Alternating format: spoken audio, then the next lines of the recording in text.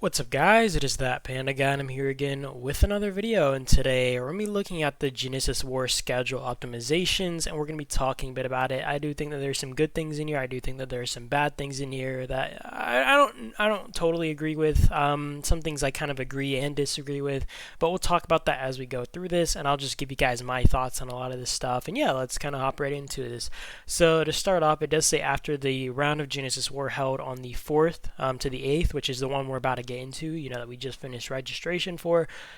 Genesis War will be held once every 4 weeks. The first round of Genesis War after the schedule adjustment is estimated to start on the 2nd, right? And I'm pretty sure it just says estimated because they haven't 100% decided, but it's most likely that it is going to be the case, so probably going to start in about a month, basically. Starting from the round of Genesis War held on the 4th to the 8th, the event rules will be adjusted as follows. So this is going to be implemented in the current upcoming Genesis War, not in the next one, just so you guys understand that. Battlefield pacing adjustments. All science hubs will open at 14 UTC for 90 minutes. This is a crazy adjustment. One thing I did kind of notice, and I might just be looking into this too much, but it does say all science hubs will open at this time. It doesn't say anything about defense stations.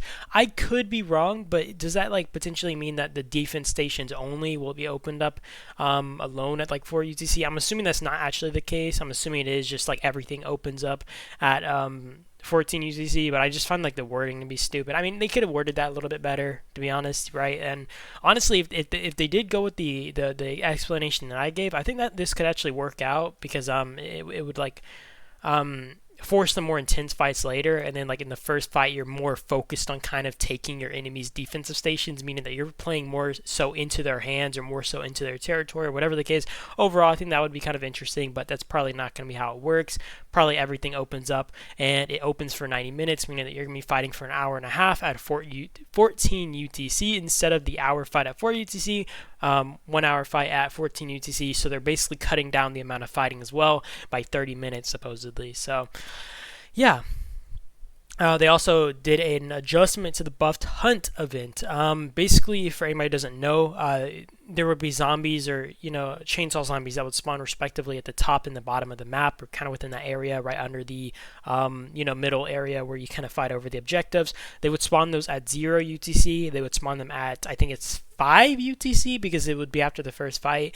I think they spawned some while I was sleeping. I don't actually know what time that was, and I know they spawned one more at least after the next fight. So you had those times, and I think the times were a little bit awkward because for example, right, we would go into the map and all it takes is one whale just random porting, and he gets any super weapon he wants as long as he's lucky enough to obviously drop it, because you don't get 100% chance of dropping it on chainsaw zombies or chainsaw commanders, I mean. But basically I saw this a lot, but a whale would just kind of random port, take the chainsaw zombies, and they would dip, and they would get the free super weapon because they were able to kind of just abuse that. And also one thing that was kind of annoying is you would spawn on the map and you would instantly be marching towards them, and it's it feels super rushed. You didn't have time to kind of capture towers because you were focused on these objectives way too soon, and you weren't given any breather time. I will say I also don't like this though. I think they could have kept it the same way and still just change the times to 4 and 8 UTC, for example. And I do think that the zombie spawning on mid is kind of interesting for fights that are even, but fights that aren't, it's basically going to be, hey, we're the strongest group, we can dominate mid, we can just march up mid and take all these chainsaw zombies, no super weapons for you. And that's not really my favorite. I don't really enjoy that a whole lot. I kind of think that it makes it a little bit easier for smaller groups to generally fight over these super weapons because they're kind of more within their grasp and potentially out of a stronger enemy's grasp, unless they want to march all the way across the map into the enemy's territory or whatever. And I'm kind of blabbing about the subject, but I do think there's nuances here, and I think it can be good and bad at the same time. But for fights that are really close, this will be very interesting to see these teams really fighting over these chainsaw zombies. Okay, sorry, I needed to breathe there. It says drops it drops killing chainsaw zombies will drop battle buffs and grant a small amount of research points. I don't really understand what research points mean. Maybe this is like the war meets war points or something that they're referring to.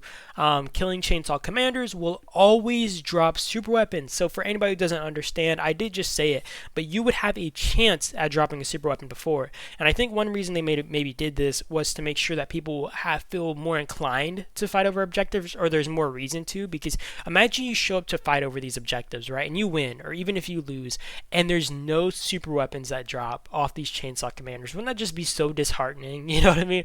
I've had that happen before, where we kind of just do this whole march, we got our freaking buffs ready, ran it down, and there were no super weapons that dropped. One thing I do want to kind of note is how many chainsaw commanders we're talking about, because if it's as many as they used to drop, right, or the amount of commanders they had before, if they have 6 chainsaw commanders, that means you're potentially getting 12 super weapons, right?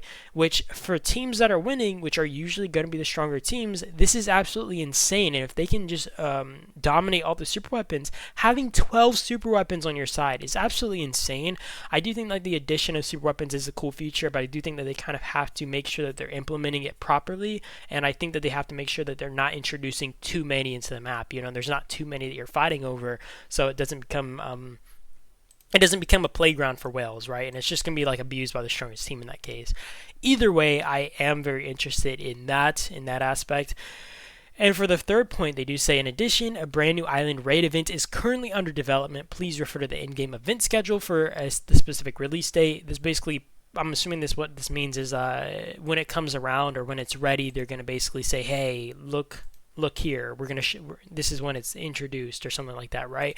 And I do think that this is kind of interesting that they kind of brought it up. Some people might be thinking, oh, they've been working on our Dark Shield for forever, right? And it's like, Dark Shield forever, right? And it's like, at the end of the day, does it really matter, right? Like the fact that they brought this up in general, kind of like randomly, right? You don't see them bringing up Dark Seal or how they're developing it or working on it. The fact that they did mention this means that it's probably soon to be done or finished, which is absolutely interesting. I'm wondering the Island Raid kind of optimizations and stuff that they've worked on. I honestly liked Island Raid how it was. I personally found the simplicity of it to be nice. I think that was one of the best things about it, unlike, Archipelago Raid or all these other events. I think like overcomplicating some events can make them less fun in some cases, right? And I think the simplicity is what made Island Raid really enjoyable, and a lot of people did enjoy it just for that fact. It's not like you had to jump through hoops to do a bunch of objectives or anything. It's like you just fight and that's it, and that's one of the best things about Island Raid. I just enjoyed that. Maybe they're going to be introducing new maps or something. Hard to say. I guess we'll have to see with the introduction of the new and hopefully improved Island Raid. That being said, I did go through everything. I gave you guys my thoughts on it, okay? I covered everything. I want to hear what you guys think. If you guys agree with anything I said, if you guys think I made any good points here, I freaking just blabbed my butt off, so my throat is dry right now, okay? That being said, I do appreciate you guys, though, for watching as always. Hope you guys did enjoy the video. I will be seeing you guys in the next one. That is about it, and that is just the adjustments that we're kind of looking at, okay? You guys have a great day or night, though. I will see you guys in the next video, and peace out.